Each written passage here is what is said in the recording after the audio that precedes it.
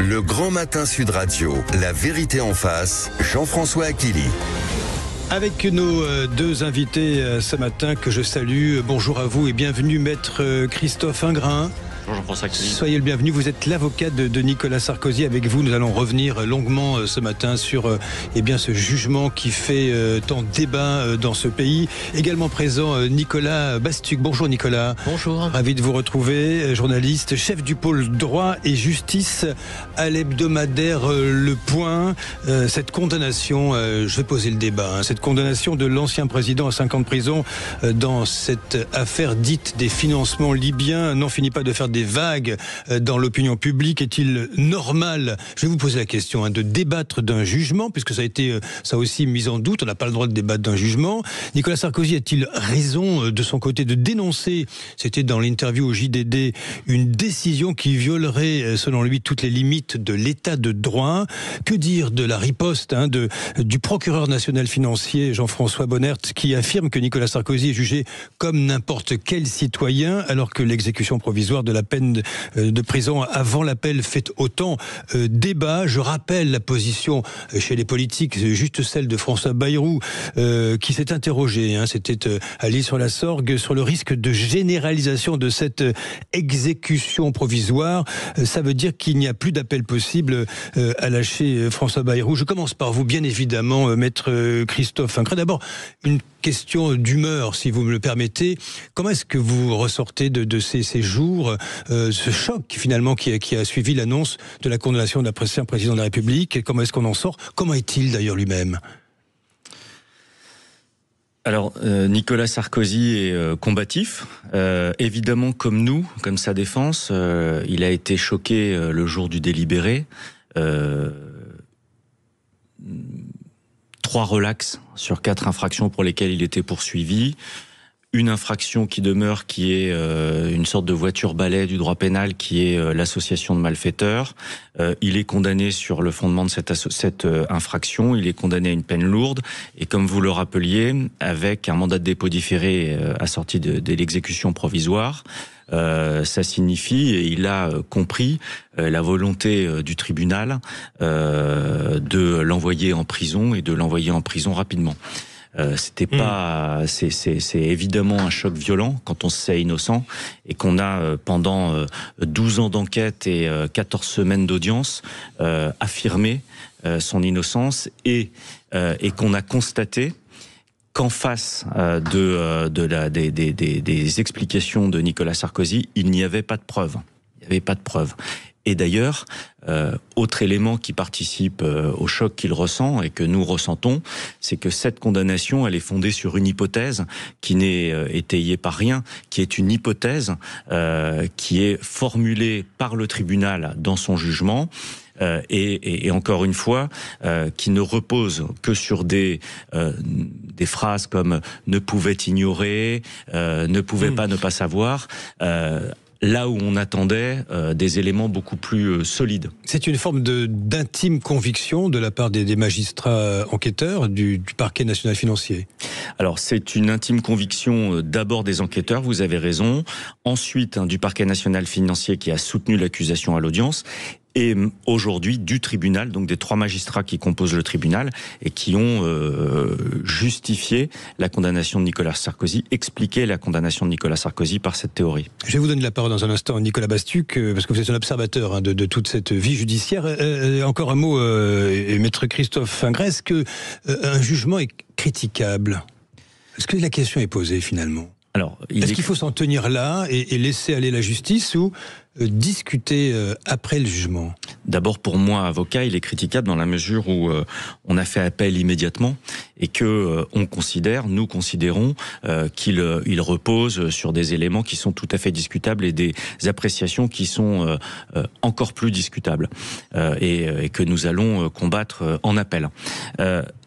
D'une manière plus générale, comme citoyen, Moi, ce que je sais, c'est que la justice est rendue au nom du peuple français et il n'est pas anormal que le peuple français regarde la façon dont la justice est rendue. Le jugement, il est long.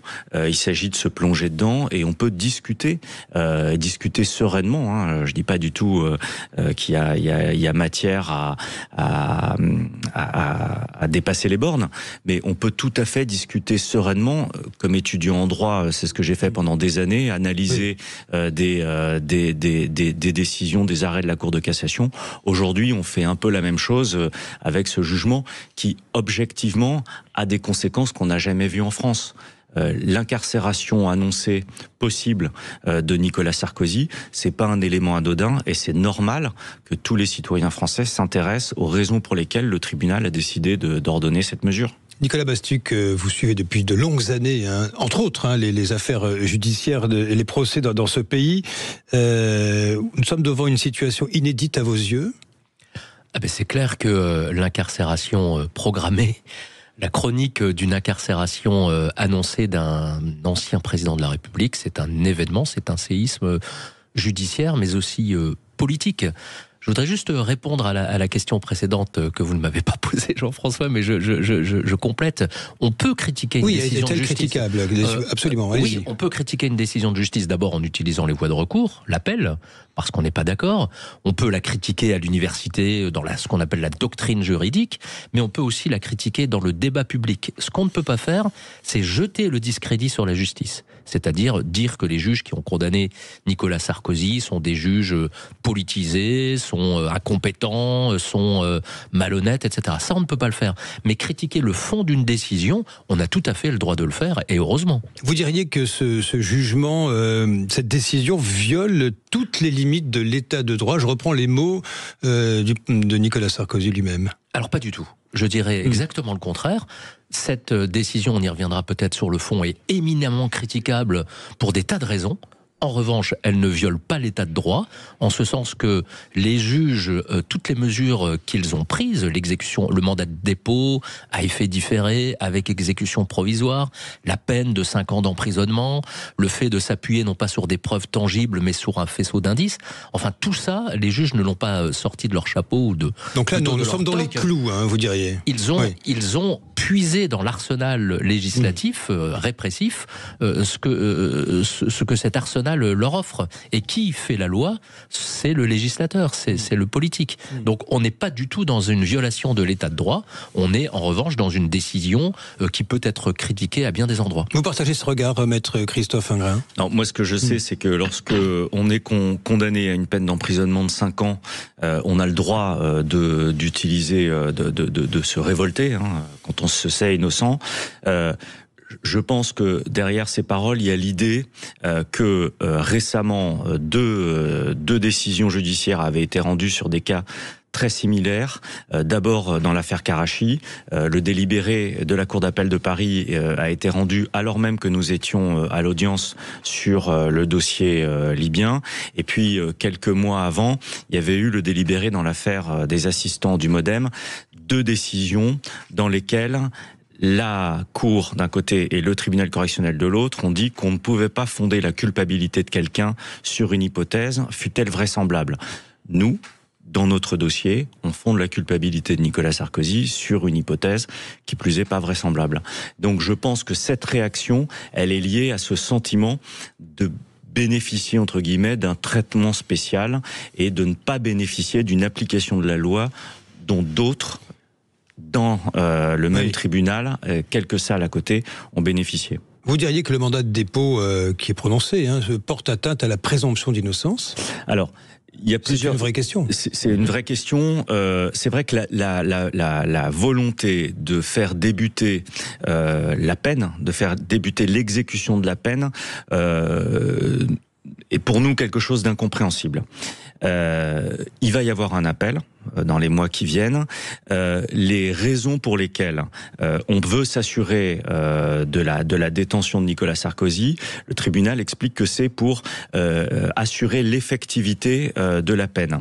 Mais l'effectivité de la peine, on en reparlera lorsque la Cour d'appel aura statué. Le tribunal ici ne statue pas en première et dernière instance.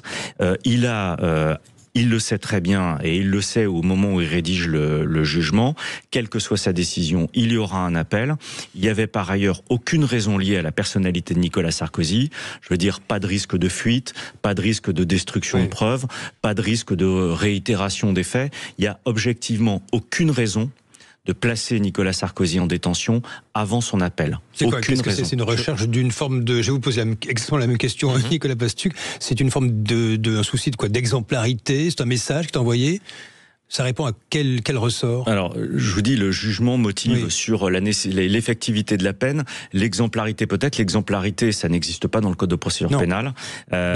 C'est quelque chose qui est toujours un peu gênant. Ces notions qui sont très personnelles et moi, je l'ai, en tout cas nous l'avons ressenti comme une volonté de tenter d'affaiblir déjà l'appel. Nicolas Bastuc, même question sur ce mandat de dépôt et c'est la présomption d'innocence en fait. C'est la question qui est posée. Oui, mais est-ce qu'il y aura un appel? Toute détention provisoire est une atteinte à la présomption d'innocence puisque vous n'êtes pas définitivement reconnu coupable, et donc vous restez présumé innocent et pour autant on vous incarcère. Il faut quand même dire que la détention provisoire, ça n'est pas une nouveauté et ça n'est pas une exception puisque à peu près 30 000 personnes aujourd'hui sont détenues alors qu'elles restent présumées innocentes. 30 000 30 000. Presque un tiers de la population pénale. Je dirais plutôt 25 000. Voilà. D'accord. Par ailleurs, l'exemplarité, je ne sais pas, je ne suis pas dans la tête des juges, mais il faut quand même rappeler que Nicolas Sarkozy, c'est la 3e condamnation à une peine d'emprisonnement ferme qui était prononcée contre lui. Il a été condamné de manière définitive. Il a d'ailleurs dû porter un bracelet électronique pendant une partie de l'audience pour cette condamnation, donc dans l'affaire Bismuth. Il a été condamné en première instance et en appel dans l'affaire Big Malion. Il a formé un pourvoi dont on aura la décision dans quelques jours. Et là, c'était la 3e condamnation. Je ne suis pas dans la tête des juges, mais quelque chose me dit qu'ils se sont dit qu'un coup d'arrêt devait être marqué, et peut-être que les juges, avec un peu de malice ou un brin de perversité, se sont dit on va prendre les politiques au mot, les politiques qui ne cessent de dire que les peines doivent être exécutées, que ça suffit, toutes ces peines de prison. Là, nous dépassons le cadre du droit, éventuellement. Oui, non, mais quand on juge, enfin moi je ne suis pas juge, je ne l'ai jamais été, et heureusement parce que c'est un métier extrêmement difficile, mais j'imagine qu'on prend un petit peu tout en compte. Et si c'est le droit, parce que les antécédents judiciaires, c'est un des éléments qui doit être pris en compte par les juges pour fonder une peine. Je n'ai pas dit que... Maître Christophe Ingrand, pas en l'espèce, pas ici. Vous ne pouvez pas condamner lourdement quelqu'un pour des faits commis, supposés avoir été commis en 2005-2007, sur une enquête qui a été ouverte en 2012. Vous ne pouvez pas le condamner lourdement en se fondant sur des condamnations postérieure à la date des faits, postérieure au début de l'enquête. Vous ne pouvez pas dire je vais le condamner lourdement pour ce qu'il a fait en 2005 parce que en 2022 ou en 2023 il a été condamné à une autre peine.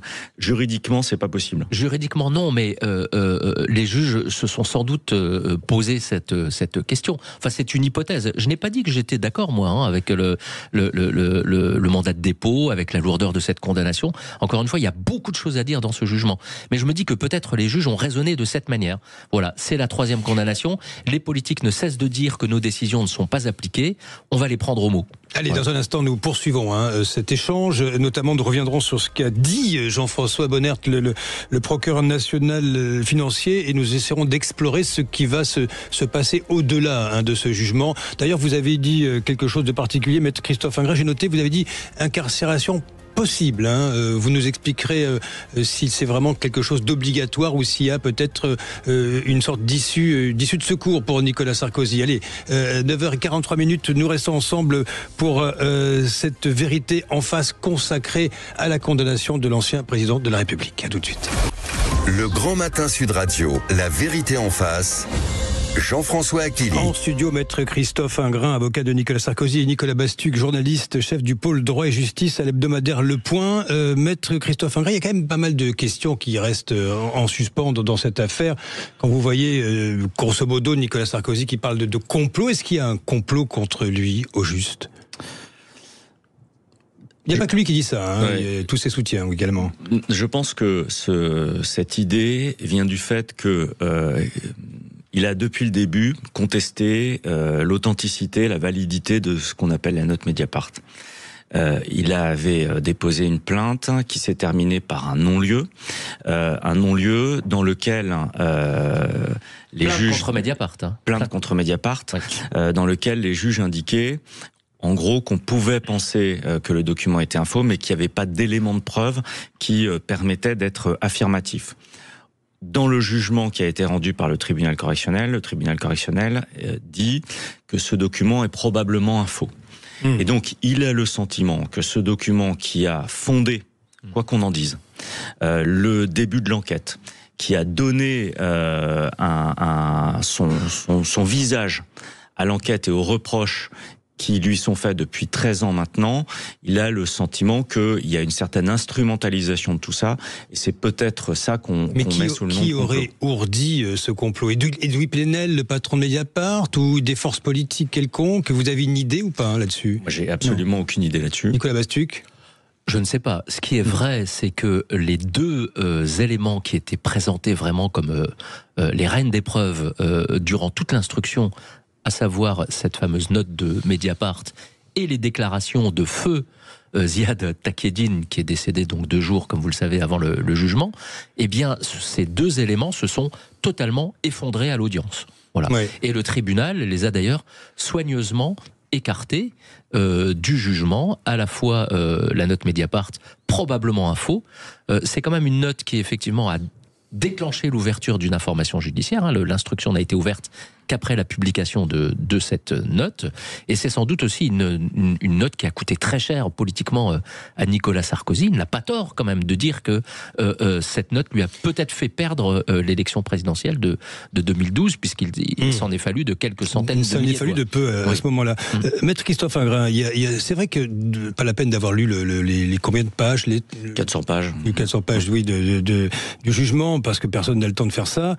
Il y a quand même dans le récit des moments étonnants. Vous prenez les deux protagonistes que sont Brice Hortefeux et Claude Guéant, qui essaient de dédouaner le président Nicolas Sarkozy. Mais la question qui vient à un esprit, on va dire, sensé, j'espère en être, c'est mais qu'est-ce qu'ils sont allés foutre là-bas? Voilà, pardonnez-moi d'être vulgaire, mais on se dit, mais d'accord, mais qu'est-ce qu'ils vont faire à Tripoli? Bon. Vous voyez, Oui, on va pas refaire le non, procès, vous avez raison. 2 points, très rapidement.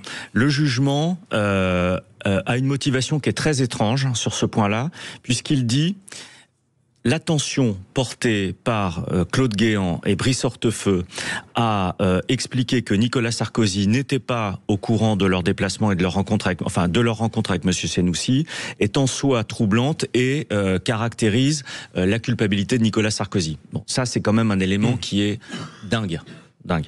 Deuxième point pour répondre précisément à votre question. Le déplacement de Claude Guéant en Libye, il est tout à fait normal, c'est ce qu'on appelle un PREC, c'est-à-dire que avant qu'un ministre se déplace à l'étranger, il y a toujours quelqu'un de son cabinet, un conseiller ou parfois le directeur de cabinet, qui va reconnaître à la fois les lieux et préparer les rencontres.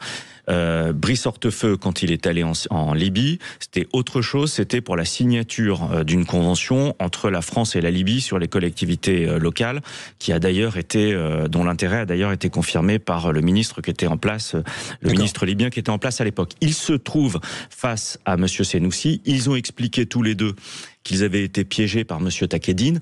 Je n'y étais pas, Nicolas Sarkozy n'y était pas, il n'a pas eu l'information et rien ne démontre le contraire, sauf, je vous dis, cette affirmation du tribunal qui est que Nicolas Sarkozy était forcément au courant compte tenu de l'attention et du soin qu'ont porté les prévenus à dire à l'audience qu'il n'était pas au courant. D'accord, c'est ce que vous contestez au fond. Là-dessus, Nicolas Bastuc, on va pas passer toute l'heure là-dessus, mais il y a toujours des espèces de récits qui peuvent surprendre. Hein. C'est l'élément qui a pesé le plus lourd dans la déclaration de culpabilité de Nicolas Sarkozy, même si effectivement c'est un peu contestable de dire il ne pouvait pas ne pas être au courant, ou plus précisément, Monsieur Hortefeux et Monsieur Guéant ne pouvaient pas ne pas lui en avoir rendu compte. Mais quand même, si je me fais un petit peu l'avocat du diable, ou plutôt de l'accusation, c'est c'est quand même très troublant que ces deux très très proches de Nicolas Sarkozy, l'un était son directeur de cabinet au ministère de l'Intérieur, l'autre son ministre délégué, se soient retrouvés dans des dîners ou des déjeuners totalement informel, sans garde du corps, sans diplomate, face à ce qui était quand même un terroriste. Enfin, Abdallah Senussi a été condamné comme étant le cerveau de l'attentat du DC-10, qui a fait 140 morts, dont une cinquantaine de Français. Il a été condamné en 1999 par contumace par la France à la réclusion criminelle à perpétuité, et quelques années plus tard, deux hauts dignitaires, un haut fonctionnaire et un ministre, se retrouvent face à lui. C'est vrai que c'est troublant. Après, effectivement, ce qui est tout aussi troublant, c'est que le tribunal, de manière un petit peu péremptoire, s'est contenté, pour condamner Nicolas Sarkozy, de dire qu'il ne pouvait pas ne pas avoir été au courant de ces rencontres. Une sorte de supposition qui fait office de preuve. Tout à fait autre chose, maître Christophe Ingrand, c'est dans le débat public aujourd'hui, ces menaces condamnées par le président Emmanuel Macron, il l'a fait par un message, un communiqué dimanche soir, contre les magistrats, ces menaces directes. Est-ce qu'elles vous choquent? Vous êtes avocat, vous êtes juriste. Et il y a eu toujours ces mots de Nicolas Sarkozy. Certains ont pu faire une sorte d'établir une relation de cause à effet quand il parle qu'il dénonce ce qu'il appelle la haine des juges, l'ancien président. Est-ce qu'au fond, ceci n'aurait pas pu provoquer cela? Vous voyez, une sorte de déclenchement de ces menaces, tout simplement. Alors, les menaces, elles sont totalement inacceptables. Enfin, c'est impensable. On n'a pas à s'en prendre à un tribunal ou aux membres d'un tribunal quand il a rendu une décision. C'est le début de notre discussion. On peut critiquer, il y a des voies de droit, on peut en discuter comme on le fait là, mais en aucun cas on adresse des menaces verbales, physiques. Enfin, c'est du délire de faire ça. S'agissant de ce qu'a dit Nicolas Sarkozy, il a expliqué ce qu'il a ressenti. Il a ressenti pendant l'audience une très grande violence verbale à son encontre, d'abord et essentiellement du parquet national financier. Les réquisitions ont été extrêmement violentes, on les avait beaucoup commentées à l'époque. Il sort de l'audience au cours de laquelle il est déclaré coupable et condamné à 5 ans d'emprisonnement avec un mandat de dépôt à effet différé, exécution provisoire. Oui, son sentiment, c'est que, en dépit de l'effondrement d'une partie de l'accusation, il y a plus de corruption, il y a plus de détournement de fonds, enfin bref, tout ce dont on nous parle depuis 13 ans, tout ça s'effondre, il est quand même condamné à une lourde peine. Et il a le sentiment que, en effet, il est l'objet, ou il a ressenti cette détestation de la part de ceux qui l'avaient tout en face de lui. Au risque de désinhiber, vont dire certains, qui pourraient se dire, tiens, il a raison, on va s'en prendre au juge. Il y a ce risque-là toujours, la parole publique. Non, enfin, non. C'est vraiment pas l'objet, c'est vraiment pas le. Il a parlé simplement comme quelqu'un qui vient d'être condamné lourdement. Il y a aucune incitation, aucun encouragement. Au contraire, il est très clair sur ces sujets-là. Je veux dire, les batailles qu'on livre en juridiction, devant les différents juges qu'on rencontre, elles sont suffisamment fortes et musclées. On n'a pas besoin, vraiment pas besoin, d'insulter ou de menacer. D'accord avec ça, j'imagine, Nicolas Bastuc, évidemment. Oui, moi je comprends totalement la colère de Nicolas Sarkozy qui bénéficie d'une certaine manière d'une forme d'immunité colérique. Je ne sais pas comment on peut qualifier ça. En revanche, la classe politique devrait être très très très prudente quand elle met en cause l'institution judiciaire, qui est une autorité, parce que demain, le prévenu lambda qui va se retrouver devant son juge pour une conduite en état alcoolique ou pour un vol, si on lui explique le matin à Sud Radio ou dans d'autres médias que les juges ne sont pas honnêtes, qu'ils fourbissent des complots, etc., que va-t-il penser de son juge? Que va-t-il penser de la décision qui sera rendue contre lui? C'est une vraie question. Mot de la fin avec vous, maître Christophe Ingrand. La case prison est on va dire obligatoire, il en passera par là. C'est parce que vous avez dit possible tout à l'heure, possible. Tant qu'il y est pas, il y est pas. Il existe des possibilités de contester la décision qui a été prise, en tout cas d'enlever les effets.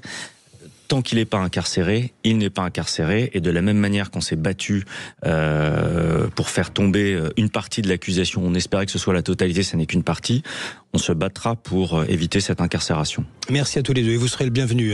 Ici même, maître Christophe Ingres, je rappelle, avocat de Nicolas Sarkozy, pour reparler de la suite, parce que s'il y aura des rebondissements et multiples dans cette affaire, et les autres également. Merci également Nicolas Bastuc, journaliste, chef du pôle droit et justice à l'hebdomadaire Le Point. Merci à tous les deux de nous avoir éclairés sur cette affaire et ses rebondissements et l'émotion qu'elle suscite dans le pays. Bonjour Valérie Expert. Bonjour Jean-François Guilly. Beaucoup de débats, beaucoup de sujets. Donc mettez-vous d'accord. Et on va revenir sur notre sondage IFOP fiducial pour Sud Radio et l'Opinion. Pour qui voteriez-vous au premier tour si l'élection présidentielle avait lieu dimanche prochain? Alors on va vous nous dire que c'est loin, mais néanmoins c'est une photographie à cet instant. Ça se rapproche. Oui, ça se rapproche, mais c'est une photographie. Et Frédéric Dabi sera avec nous pour commenter ce sondage dans lequel il y a quelques surprises. Donc on vous attend au 0826 300 300. Dites-nous si vous avez déjà une idée ou une envie de vote déjà dès à présent. On y revient tout à l'heure. Bonne émission. Merci.